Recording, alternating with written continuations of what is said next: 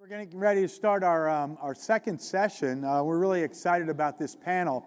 In addition to this being a panel for the forum, this is also being recorded for our Tennessee on Supply Chain Management podcast. So these folks are going to be our guests for the November episode of the podcast. The topic is how do we create meaningful work? We all know that we're struggling increasingly with retention of our folks. People are looking for different things in work. Generational change is driving differences in the way people perceive the work-life integration, if you will, as opposed to work-life balance that we used to call it. I'm an old boomer, right? And so my thoughts about work and coming to work are very different than the students that I teach today who are 20 years old and have a very different perspective. I have 3 millennial children. They have a very different perspective on what they want out of work and what they're willing to give back to work. And so we really need to focus on how do we make work meaningful, and that's what today's panel is going to be about. My partner in crime, Tom Goldsby here. Tom, you want to introduce our panelists? Yeah, certainly. No, again, Tom Goldsby. I co-direct the Global Supply Chain Institute with Ted and also serve as Ted's trusty host on the Tennessee on Supply Chain Management podcast that we'll start recording here momentarily. But before we get into that, let's introduce our panel today. We have a dear friend and a recurring guest here at Rocky Top, Robert Martichenko, who serves as board chair of TrailPath Workplace Solutions. You're going to hear a lot about the work that he is undertaking at TrailPath and the collaboration that he has in place with Sunland Logistics, which is one of our Supply Chain Forum partner companies. We're fortunate to have Diane Lowman, Vice President of Human Resources at Sunland Logistics, and Arch Thomason on hand, CEO of Sunland Logistics. And we'll talk about the work that they've been undertaking over the past year or so to try to create these meaningful employment environments. And I think with that, Ted, are we ready to kind of kick off the podcast? Yeah, let's roll. Okay. And by the way, before we do get underway with that, let me just reiterate that we want some audience participation in this session as well. So we saw some really good use in that first session of the app. Get into this session and please post your questions, and Ted and I will be judicious in getting those questions before our panelists today. You all ready to go? All right, we're ready to go. Robert, you want to kick us off? Or? Are we recording? We are recording. Let's go ahead and do an official kickoff for the podcast. Yeah. Sake. What do you Okay, say? all right. So, introduced everybody. Welcome to the Tennessee on Supply Chain Management podcast. This is our November 2024 episode, second episode of the third season, right? That's right. That's where we are. That's right. So we're signing up promotional opportunities now for we'll start going to commercials at some point, right? Let's make it happen. Always a revenue opportunity for sure.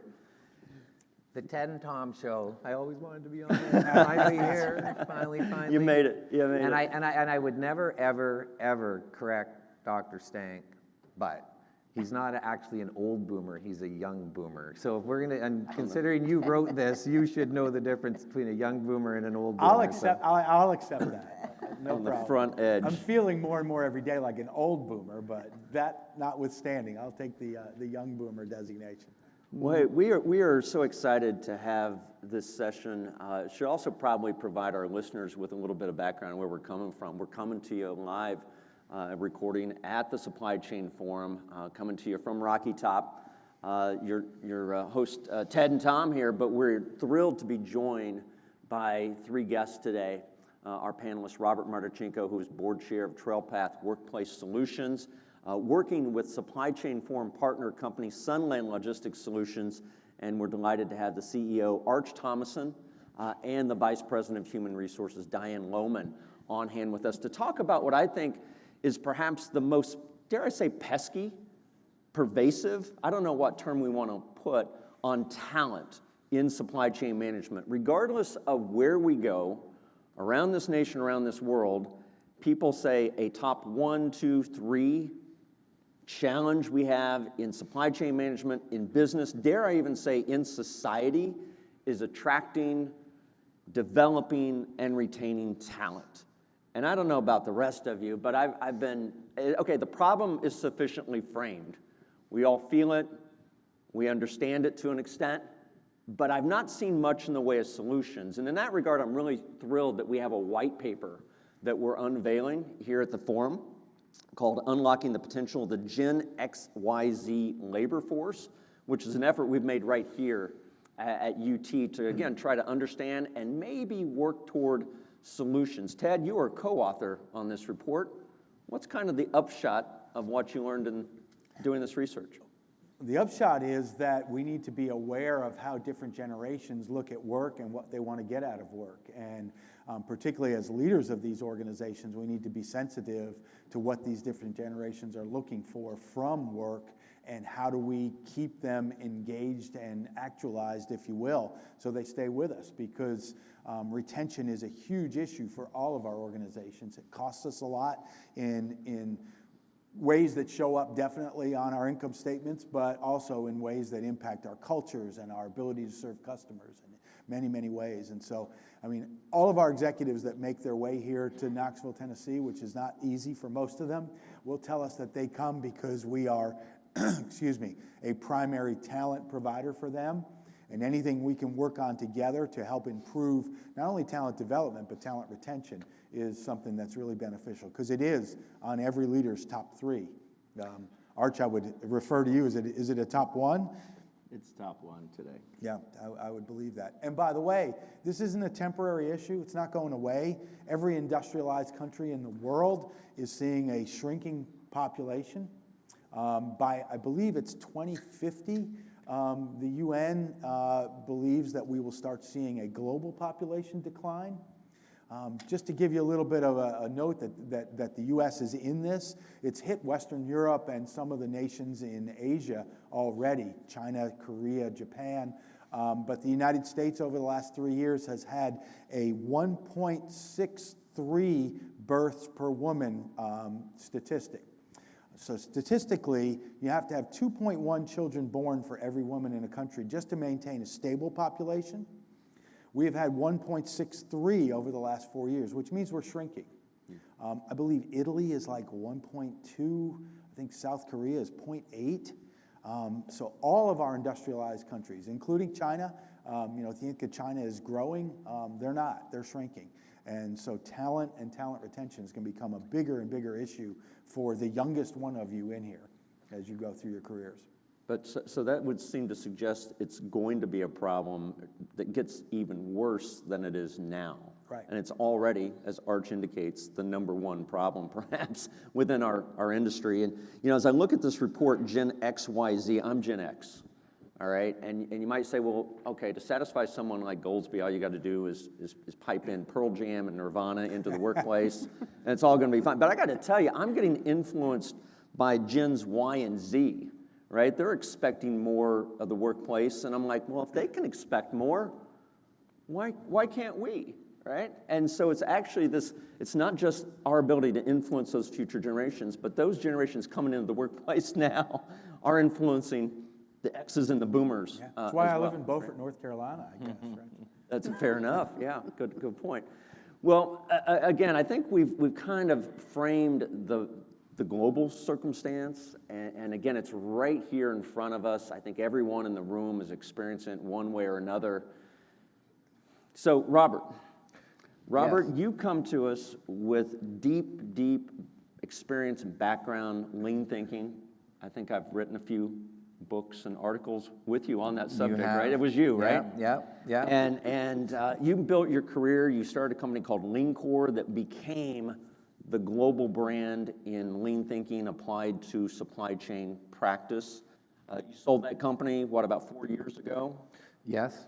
And what has been your passion since selling LeanCore?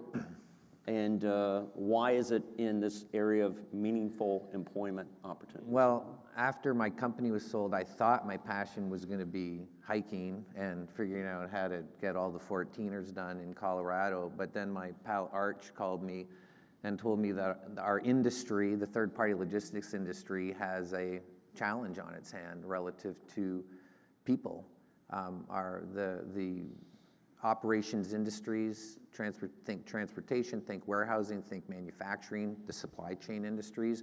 We're dealing normalizing for regional differences. Companies that are ran by very caring people like Arch and Diane are dealing with turnover rates in the 40, 50, 60, 70, 80% per year.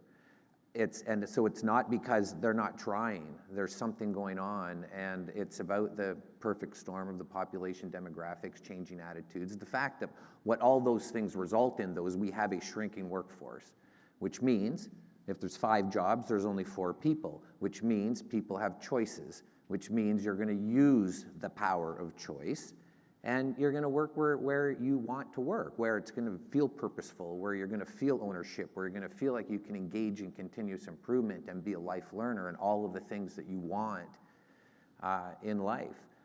And the fact is that that changing, that modernizing of the attitude of the employee as industry, our organizations have not kept up. It's not like we haven't tried, but we've been busy doing other things because every single industry in the world is being disrupted by now, somehow, by competitors or technologies or so forth.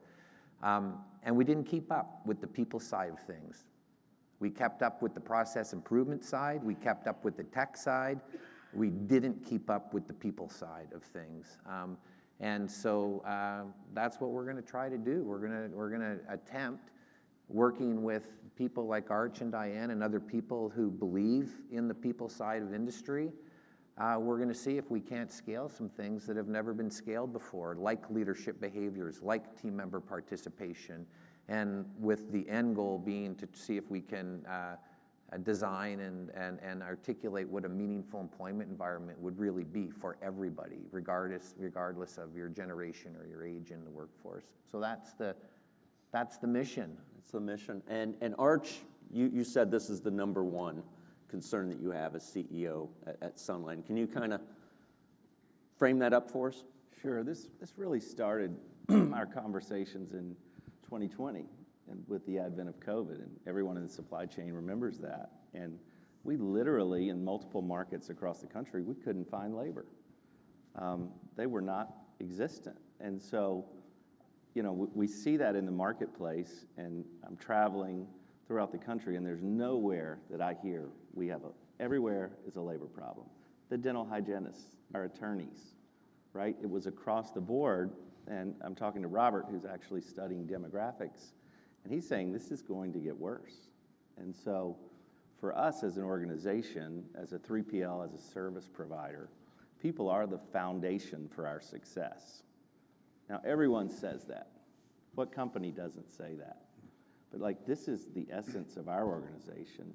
72% of our cost of a 3PL are employee related. So this is a big deal. And so in our industry and our company, our industry's 40% turnover is a standard. And Diane was even telling us last night, across the board, and I'll let Diane talk about it, it's 46%. Mm-hmm. Well, how do you build a team when you're turning over half your people every year? It's hard to do that. So, from my perspective, I keep hearing the problem, but I don't hear a definitive solution anywhere. Everybody complains, but I don't hear we're doing this, other than we're throwing money at the problem. And Robert, being the thinker he is, really had time and took a lot of hikes and came up with, I think, with his team, a really valid solution to maybe take us out of this. So that's why we're here, and that's why we're joined, and it's very exciting from my perspective. Well, that's amazing. And again, I think you've just iterated, dare I say, some of the frustration that I spoke of just moments ago. Again, we understand it's a problem. What are we going to do about it? Diane, as Vice President of Human Resources, again, you're at the front lines of it. I think a lot of organizations just say, well, just devise strategy to refill the leaking bucket. Mm-hmm. But what are you doing in the way of putting a seal maybe on that bucket and developing the people that you actually attract and retain? So many of our team members have expressed desires to move up in the company, and we've looked at ways to do that, but there's some very basic elements to having a workforce that wants to stay with your company. And that's them believing that they can trust us. And, and as I'm speaking today, I would like for you all to not just think about your employees, team members, associates, whatever you may call your support functions on the floor. Think about yourselves. When we talk about trust, when we talk about dignity, and when we talk about a work environment where you find purpose, think about yourself in addition to thinking about those people that you're responsible for. So back to your question. We have tried many initiatives in engaging with our team members. It's very important. Specifically from the HR team, we need to be out on that floor every day, engaging with our team members, diffusing issues that can fester, understanding what's going on in their lives, making them know that we do care about them. In conjunction with that, we also have to run a business. But we do, in order for us to be able to retain our team members and have them grow with our company, we need to make sure that they know that we care, that they can trust us. And you have to think about, what does trust mean to you? And what does trust mean to them? We can certainly say many things to our team members, but if they don't see us walking the talk, it doesn't mean a thing to them. And I think sometimes we as leaders don't give our team members enough credit. If you're not sincere, they know you're not sincere. So don't even bother trying. The most important thing is we have to be sincere. They know that we care, and they're working for a company that will help and work with them. Well, there was a lot there, Sure Diane, is. for sure. So how do you get this organized? And I'm thinking about your hikes, Robert. All right. So given the problem, given the need, how do you get organized around this? What is a meaningful employment environment to start off with? So in our case, so this initiative started when Arch called, and we also have the pleasure, I have the honor of having a lot of friends who care about this stuff. Dr. Langley, who's here. The first time I was ever at the school, I moved from Canada and to Evansville, Indiana, and the first time I was ever at U of T was I was thinking it last night, like 1999, 2000. I was here helping Toyota build their infrastructure in North America.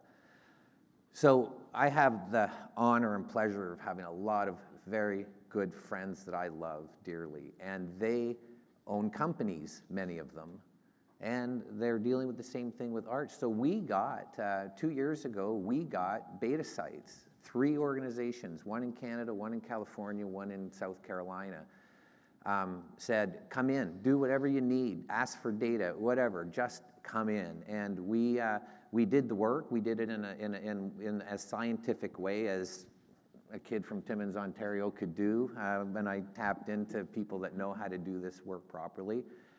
And we built a framework. We had about 100 things that people want as the characteristics of a meaningful employment environment.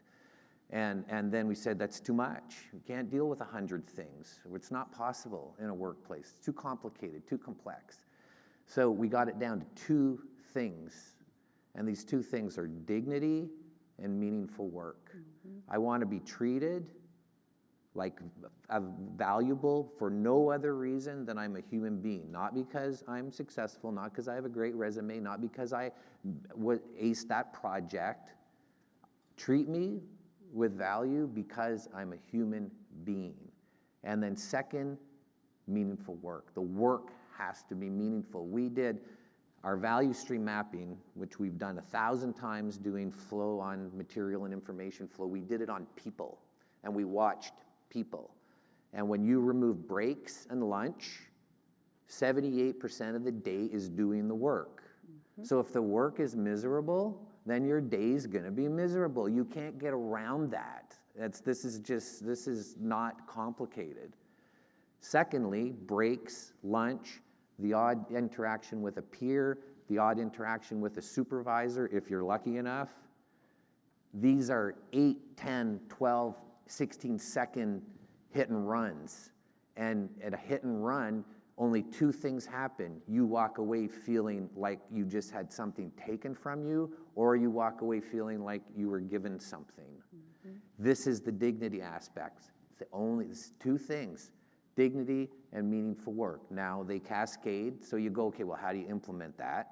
Because we can't just leave it at that. And they cascade to trust and fundamental needs for dignity, and they cascade to the work environment and the work itself for meaningful work. So a framework was created, and now the work that's being done is to vet out and understand where the framework will be easily validated, where it won't be easily validated, and what we're going to need to do. People's stuff is complicated. It really is. My wife's been telling me that about myself for years, and I never believed it. Now I'm going, you're right. We are complicated, apparently. So can you all give us some concrete examples of what this means? I mean, dignity is a great construct, but as a professor, a construct is latent, right? It's up there in the cloud, and it's hard to define and operationalize. So what are some of the keys to treating people with dignity in the workforce? And then the secondary question is, how do you make what often is routine work meaningful? Could I take that? please. Okay. So one of the most important things, and again, looking at yourself as well, is how can we make our team members feel a part of what we do every day? We talked about generations. Boomers, I'm one, give me my cold watch, I'll go away, okay? But there are others that are looking for meaningful work. Teach me about who the customer is, because we're a 3PL organization. Who are we servicing? Why is what I do every day important? I want to be part, I want to have ownership in shipping that faucet. Let me understand more and more the purpose of me shipping this correctly. Ownership, feeling a part of something. Also, many times your team members on the floor know a lot more than that supervisor and a lot more than that ops manager, and we don't give them credit for that. We need to honor their contribution to their work, and also their knowledge and their ability to help us to do our jobs more efficiently, and they will feel a part of Sunland, and by feeling a part of it, they will want to leave less. We had an example recently. A couple of weeks ago, we had a storm in South Carolina where I live, and just we're talking about structures, right, that have been existing forever. And as we talk about dignity, so we had a couple of sites go down for a couple of days. One site in particular went down for 8 days, and 44 people at that site, no transactions, no trucks in, no trucks out. And under the current structure, salary got paid, but under that current structure, if the hourly team members did not work, they would not get paid. Now, who can afford, at this point in time, to not get a paycheck for 8 days of work, right? And so we paid it, like we were in a position where we could do that, and we would. But I think just thinking about challenging structure, I mean, the thing where I'm coming from, and Robert and I talked, is the people who are making our beds, who are cooking, who are picking orders in our warehouses live a very different life than we do. They just do, right? I mean, the decisions they're making, the choices they're making are very different from the people in this room. Now, from my perspective, I don't want the government, I don't want unions to tell us we need to do this. I think it's a business problem, and I think we can solve it. But I think it's going to take some challenging of the current status quo and how we think about things. Robert and I talked last night. From my perspective, I'd rather pay less people more money. I just would, right? How do we become more efficient? How do we help people develop and grow and to be competitive? But there are some basic needs. Think Maslow's hierarchy. This is Robert's baseline. You got to take care, are they safe? Are they secure? Are they struggling? If they can't get their kids new shoes when they go back to school. These are the decisions they're making. As an employer, I don't want that for anyone on my team, right? And neither does Diane. So we've got to look at this. We've got to change some paradigms, I think, and we're just addressing that. This software, and we take the hikes, they call them hikes, and we're asking questions of our frontline team members that we've never asked before. So for me, it's a learning, and I think it's something that is really going to benefit us as an organization, as a for-profit organization long-term. So when you say go take a hike, that's actually a positive thing in this circumstance. Well, yes. Yes. And I want to get to we've that. also introduced another term, which is we call a rollback. We're taking the hiking metaphor way too far on this thing, but you know what? There comes a point in life where you got to have a little fun too, right? But what we've learned is that people are in one of four places in their day and in their career. You're either declining, you're just surviving, you're growing, or you're thriving. And it doesn't matter whether you're the CEO or whether you're on your first day through a temporary agency. You are either declining, which means this isn't going to work out, I'm probably leaving at break. Or you're just surviving, which means I've got to stay because I have bills to pay, but there's zero joy in this for me. Or growing, meaning, you know what, this might just work. This might just work, and then thriving is, this is working for me. And our data, and we now have thousands of data points because of we've been able to digitize the work now. 50% of people in the workplace, regardless of position, are identifying with declining or just surviving in their workplace. Go to the Bureau of Labor and Statistics. The national turnover rate in the United States across all industries, private and government and not-for-profit, is 47% a year. That's the churn at a macro U.S. level. This is a problem.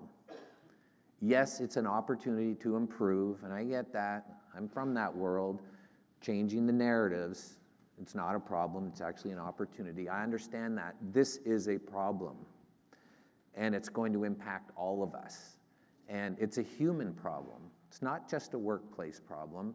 The paradigm shifts that Arch just mentioned about, and we can get into these aren't workplace paradigms. These are human belief paradigms.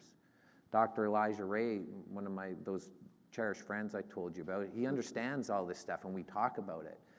This idea that our home life and our work life and our personal lives and our professional lives are somehow separated and are in different buckets, that's a false notion.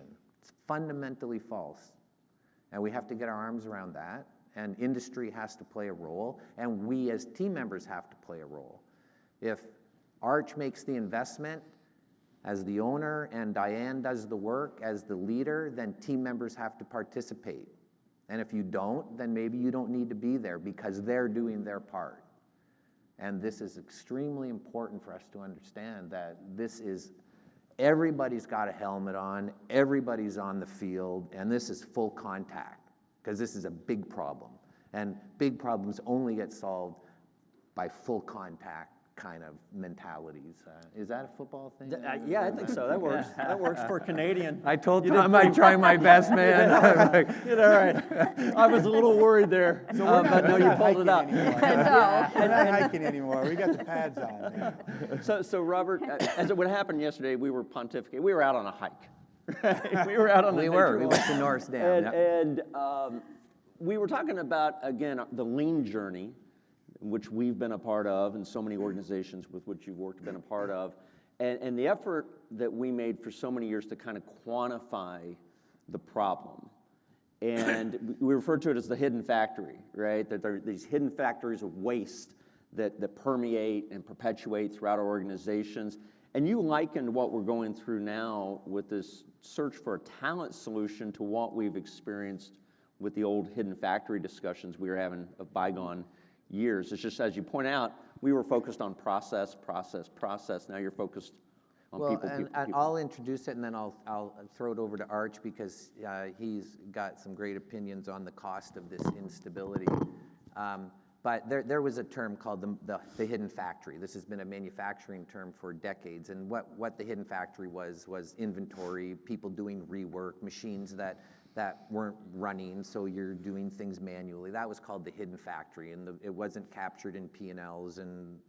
But we've done a very good job with the hidden factory. Any manufacturing organizations that have embraced operational excellence or lean thinking or continuous improvement cultures have done a very good job. But there's a new modern day hidden factory, and that is the cost of workforce instability. Because like the old hidden factory, it's not visible. And Arch, I know you and your team did some work just around the cost stuff of this, right? The turnover and... Yeah, we did, and as we think about it, we have a Sunland management system, and it's fundamentally 5 things: people, process, technology, and then quantified value to customers and financial performance. Our president, Hari, always says, in people, process, technology, people is 80%. Process tech is 10 and 10. So I think that kind of puts it into perspective of what we're dealing with, but you talk about that instability. We have at Sunland, just with our turnover annualized last year, about a $2 million problem. And so from my perspective, supply chain, we go for low-hanging fruit, right? That's what we do. Where's the pain? And so we made what I would say is a small investment in and this is a software as a service platform with some training relative to other CapEx projects we're doing. This is so small for such a big potential win.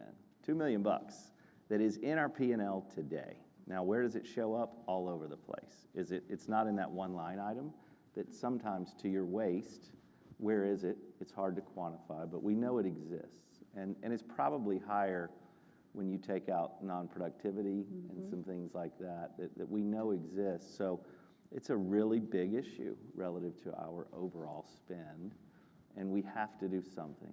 We can't sit around and point at the trash can and say, there's trash on the floor. Let's go pick something up and see what happens.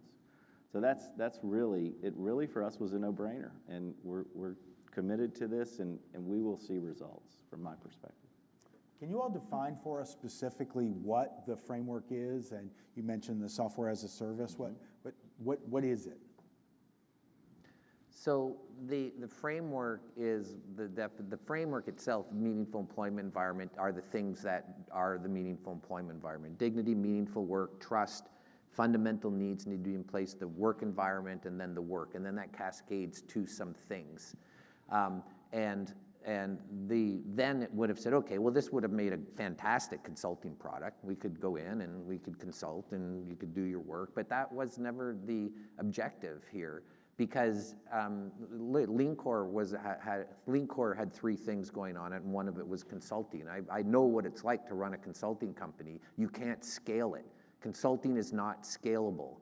And I'm 60 now. I only have, 10 more really good years where I'll be smart, or as smart as I am, if that's even smart.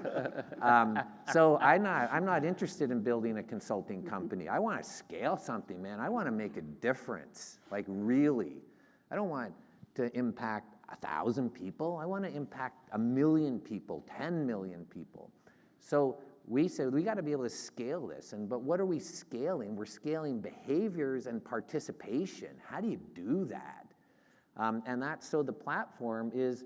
So let me give you one, and I don't want to steal the thunder because Manuel and Shannon and Clint and Ben have a breakout session, but Ted, you asked, okay, well, how do you build trust? Well, one of the elements of building trust is to tell your story. Like people come into work, they've come from a different organization, they might have had a good boss, a good experience, a bad experience, and nothing in the system gets you to know about that. So you come in, the person might have just had an experience where the boss was a taskmaster, toxic. Well, wouldn't it be helpful to know that? To maybe know that they've been kicked a little bit in their life? So, well, how do you do that? What system does that? So we're saying, well, then the system's got to collect that. So through the platform, we're forcing that conversation. Diane, maybe you've got some thoughts on that too. Well, I think that one thing is when we go and meet with our team members, we're tellers. This platform allows us to be partners so that they can share with us what's going on in their life. So they come in and they say, I'm having a bad day. Well, what's going on? And they have an opportunity to record what's going on. Then their supervisor, there's a ping, their supervisor goes and reads, okay, something's going on. So that's an automatic flag. I need to go and meet with that team member to find out what's going on. We make such assumptions about, we know what's going on in our lives, but we make such assumptions about what's going on in our team members' lives. What about they're having problems getting back and forth to work? They've been late 3 days. Okay, you've been late 3 days, you're gonna get 3 points. Once you get to 8, you're gonna be fired. Whoa, there's gotta be a reason why you've been late 3 days in a row. And this platform gives that team member an opportunity to be able to explain that, and then they get together as their supervisor and team member and they talk about it. Maybe there's a way we can help this person. We're not a firing company. We want good people to stay with us. We have to understand what's going on in their lives and how can we help them. So is this something they log in every day when they come into work and answer a series of questions or have a chance to provide feedback? 50% learning and 50% participation. So let's go hone in on the stories past. Well, the first thing, before you go and ask somebody to tell you whether they were ever kicked by a boss before, they need to understand why it's even important to know that they were kicked by a boss before. Context. My oldest daughter is in Manhattan working at trying to be a working actor, and I have these amazing conversations with her, and I'm a writer as well, but she's told me about the plot of a story. So when I watch movies now, I get them. There's dialogue, what's being said. There's the subtext, what's really being said. And then there's the context. Why is it being said? And we have the essence of that. So this isn't just about dialogue. This is about the subtext, but the context too. What do you mean you want me to tell you whether I was kicked before by a boss? Like, why would you want that, right? Because let's remember now, people that have never had trusting relationships, they don't just trust because you tell them you will. You've got to earn that trust. And so that's what, so yes.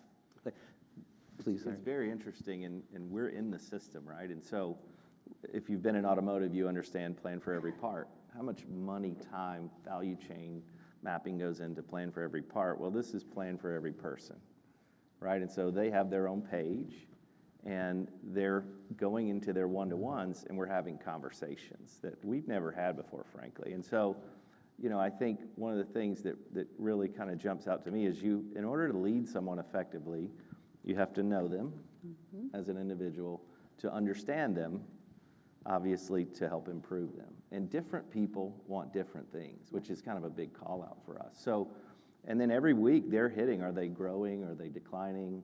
I've messed up the numbers because as a supply chain executive, I've had a few bad weeks where I'm surviving, man. I'm just hanging in there by my toes. And so it really just opens up that dialogue, and you really get farther getting to know someone on an individual level to engage them to win. So that's what we've seen.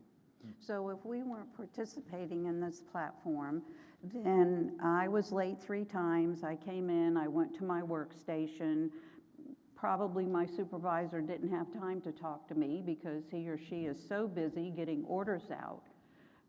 So I'm either going to decide, well, I'm going to stay and be late 5 more times and get fired, or maybe this isn't the place I want to be because no one's even engaging with me to find out what's going on.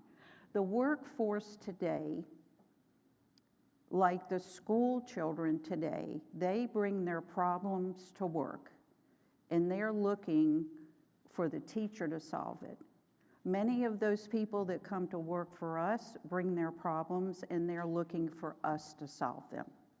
So it's a much more dynamic environment than what perhaps you may not even have experienced it. But from our standpoint, what we have experienced in the past, and we have got to do a better job taking care of our people. When I say that, of course, everyone wants to make more money, but we need to be engaged with them, understand what's going on in their lives, and if we can help them, we need to.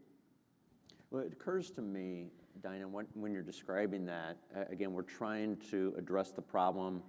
So much of the focus is on the frontline worker. I Yes. mean, that's where the churn is so immense. And again, the drive to get the orders out. And it's very easy then to fall back into that mode of let's just tell them what to do. Let's try to pay them a competitive wage, cross our fingers and hope that that's enough to retain. Right. But it also occurs to me that we're asking a lot of those team leaders then to adapt to this new environment and this new way of thinking and looking toward the team member.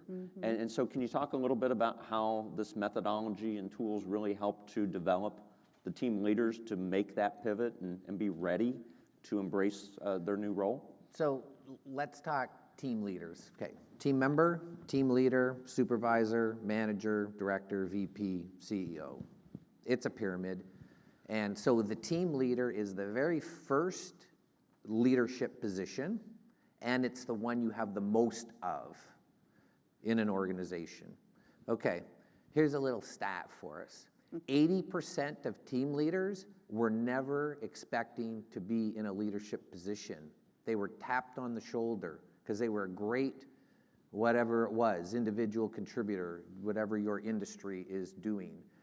So they never intended to be a leader. They got tapped on the shoulder, and the data is showing that 90% of them received 0 training when going into the new team leader position. 100% of them are saying, I need some development in the research that's being done at the team leader level. So from a meaningful employment environment point of view, we're obviously focusing on that, and we're saying, look at, if Diane and her management systems are promoting people from the floor to a team leader for very good reasons, make sure that you, A, end up with a good leader, and make sure, B, you just don't end up losing a good individual contributor. Like, it's a double-edged sword. Not only do you end up with a poor leader, but you actually lose a really good individual contributor. This is like you're ruining both sides of the coin in this case. So there's a big focus on when you promote, make sure people are taught and so forth. So it also suggests that it puts a big additional burden. I don't want to call it a burden, that makes it really negative. Additional responsibility on those team leaders to really dig in and get to know their people. There's a lot resting on those team leaders. Does it mean additional investment in headcount of team leaders? Because the way the world has gone, I'm going to use my wife as a nurse, and she was a floor nurse for several years, and she used to have 5 patients in a shift. And as hospitals did leaning and cost cutting and all that kind of stuff, today, if you have a nurse on a floor, they probably have 10 patients and a team leader. And the team leader often is engaged in dealing with patients because somebody didn't show up for their shift. And so there's only a limited, that team leader also needs a meaningful work environment, right? So how do you help that team leader? Do you hire more team leaders in addition to giving them training? Is that part of the investment? From our perspective, one of the things, and I don't know if you guys have experienced this, a lot of times it's easy to throw directives downstream, right? And it lands somewhere. And so one of the things that we've worked with, and the TrailPath team has done a great job, is this can't be about adding work. We're already stretched. Right. And the way our structure is with these contracts where we're working, we're not adding headcount, right? So the focus was, how do we make this easier? Right. And so we've worked with the team, Ben and the team, and there's actually a session this afternoon where the people who are actually doing the work, Manuel and Shannon, are driving this at the operational level. We want to make it easier where you walk in and you get 4 things to do today. Go say hi to John because John took the hike on trust. Good job, John. Lisa requested a one-to-one. We're big on one-to-ones. We think it's very important. Every 2 weeks, you need to spend 15 minutes, even if it's 15 minutes with an individual.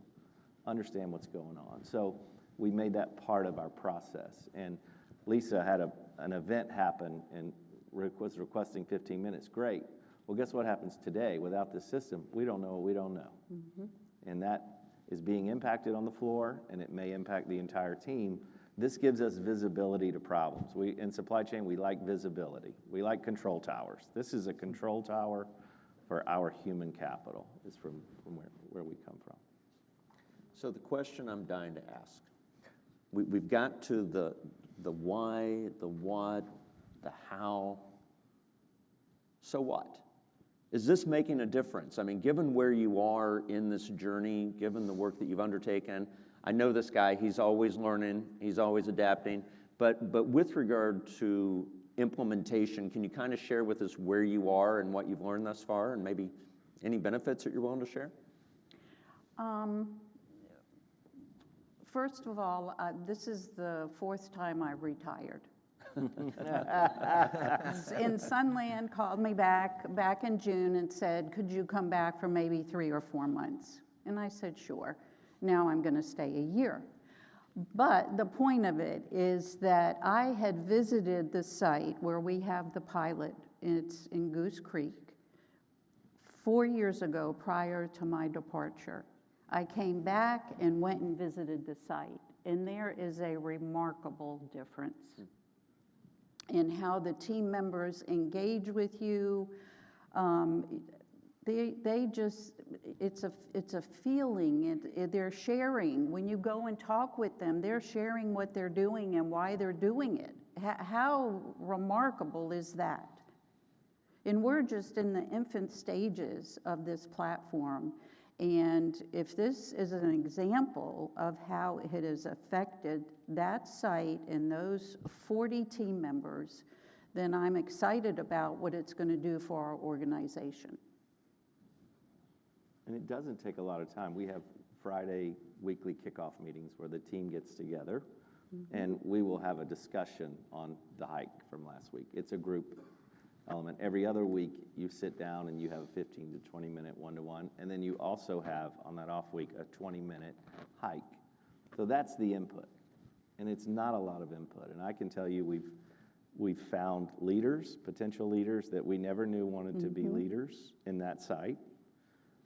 We have not lost some people we probably would have lost had we not had the dialogue. They would have pointed out, because their car broke down and they're sharing a car between 3 people. Okay, we can work with that. So it really brings those problems to the surface, and Robert taught us lean, and we're just trying to build that out. So if we can keep them, if we can retain them, if we can help them grow, and maybe get out of that economic issue that they're dealing with the car, then it's a win for us and a win for them. That's what kind of the way we're looking at it. It's really, go ahead, Diane, sorry. It really has also helped those supervisors that find it difficult to interact.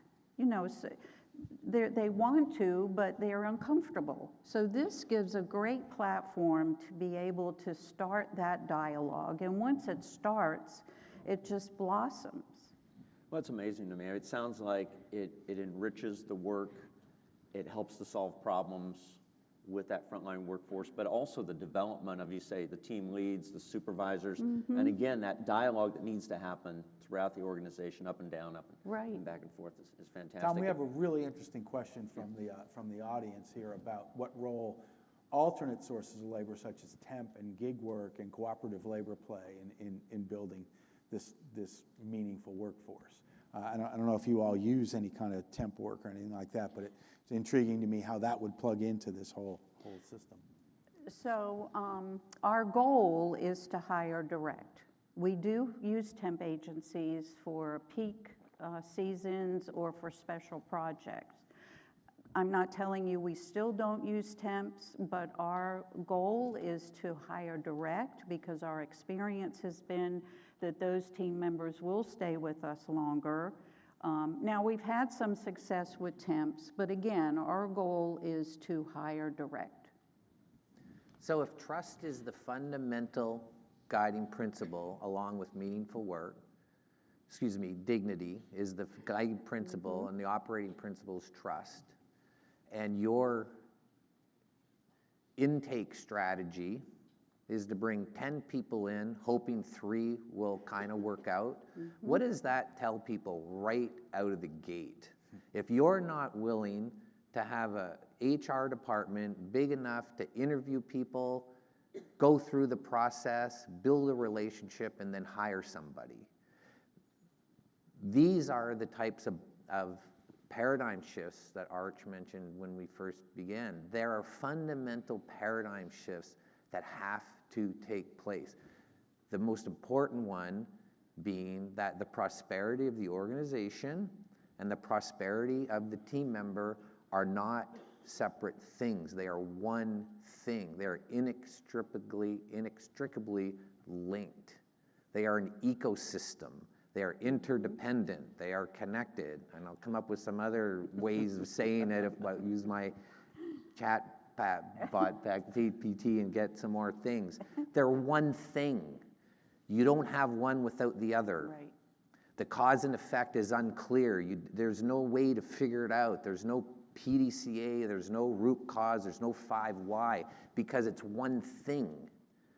And it needs to be managed like one thing. So when you think about how you're bringing people in and you're thinking about what you're saying right out of the gate, what is it that you're telling people? Think about that. Make observations inside your organizations. What are you really telling people with that policy, with that rule at the end of the day? Well, fantastic. Great question. Thanks for that response. And we've got another pat on the back, Robert. You get a gold star, buddy.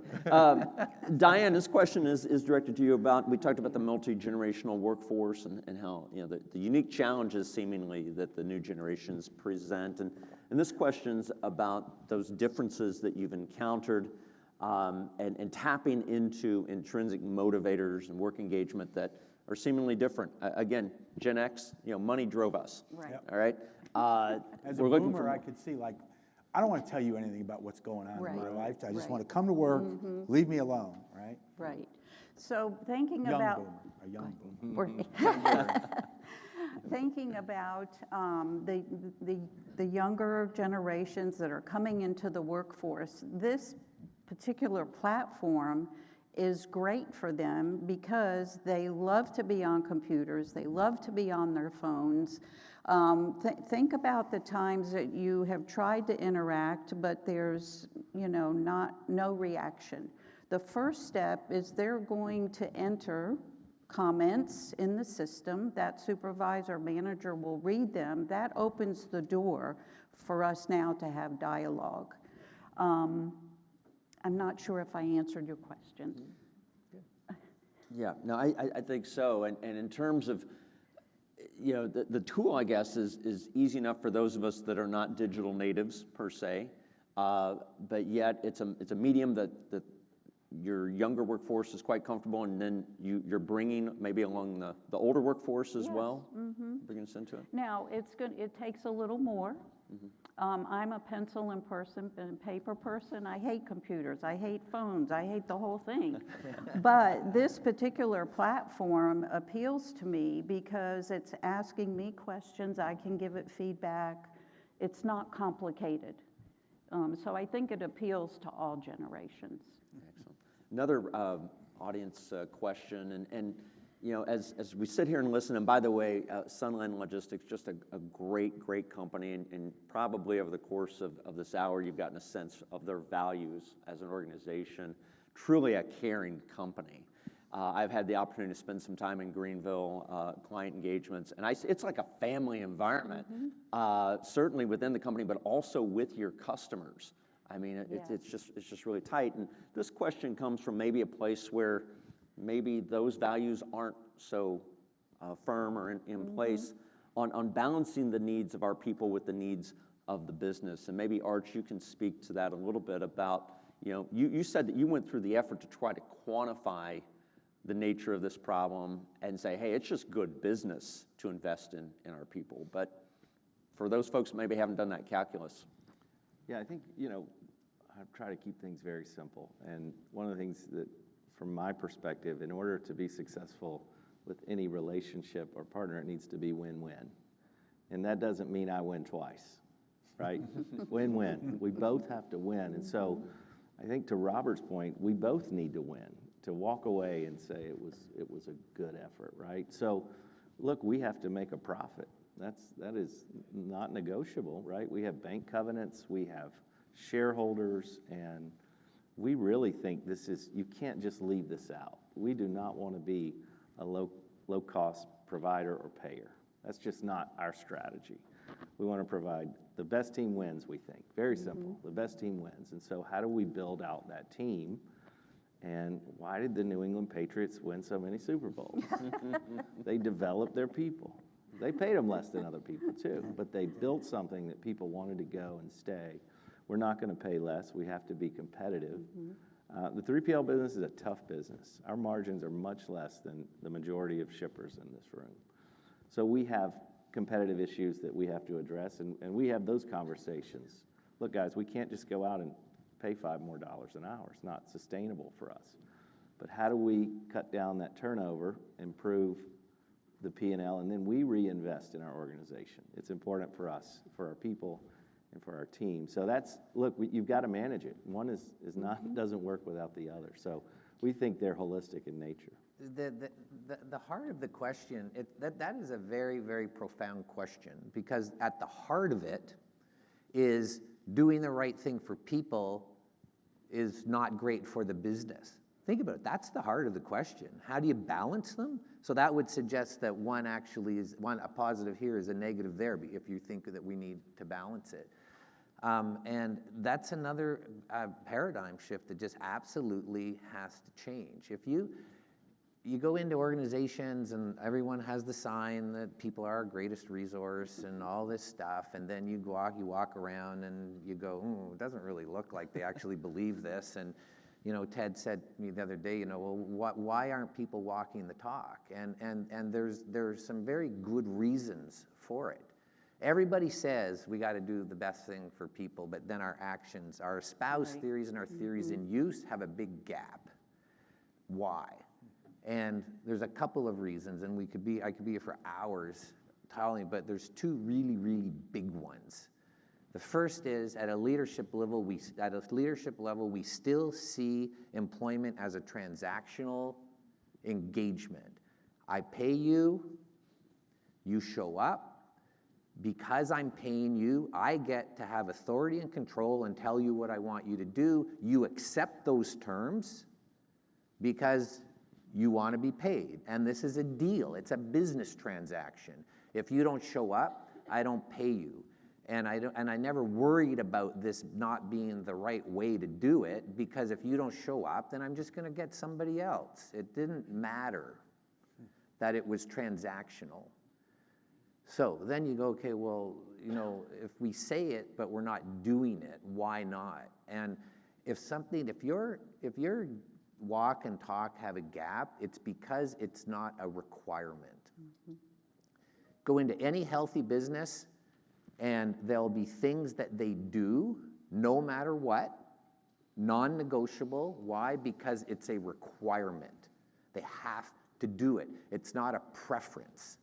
A preference is, we really like the idea, we'll do it if we have time, we'll do it if CEOs are passionate about it, but it's not actually a requirement. So when things get crazy and there's not enough hours in the day, the preferences go away, the requirements stay in place, and we get those done.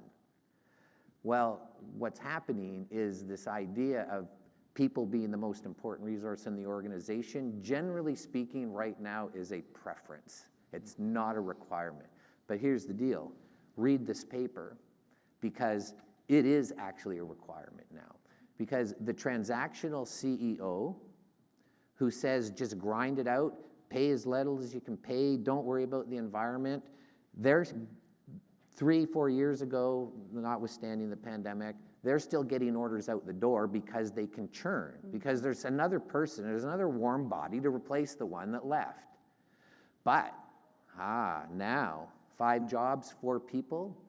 So if you, as a leadership team, if you still believe that this is a transaction and you don't have a responsibility to the person, then it's not going to be about still getting your orders out the door because you grinded it out. It's going to be there's nobody in your warehouse working because they're going to go someplace where they're being treated properly. So it will become a requirement.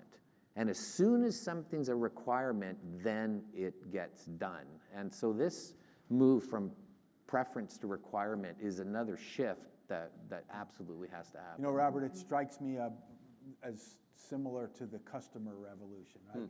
Every company on their annual report to shareholders says that customer is number one. Yet increasingly, how many times do we call a customer service number and get on? How many of you love calling your cable TV provider? Right?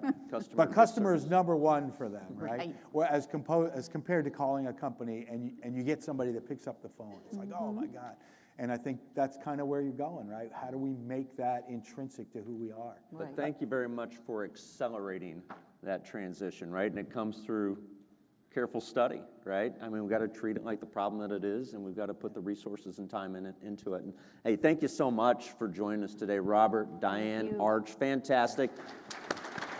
A reminder also, Robert mentioned it, we're going to have breakout sessions this afternoon that kind of drill down deeper into several of these topics. This will be one of the breakout sessions. That's it. I feel like maybe, just maybe, we're transitioning to solution, which is really exciting for us. But so yeah, we got the breakout session a little bit later, and we probably had to close out the podcast. Thank all our listeners out there. Yeah, we probably also have to do that. Yeah, thanks everybody for listening to the Tennessee on Supply Chain Management podcast. For those of you here especially, we will always welcome questions or suggestions for speakers or topics.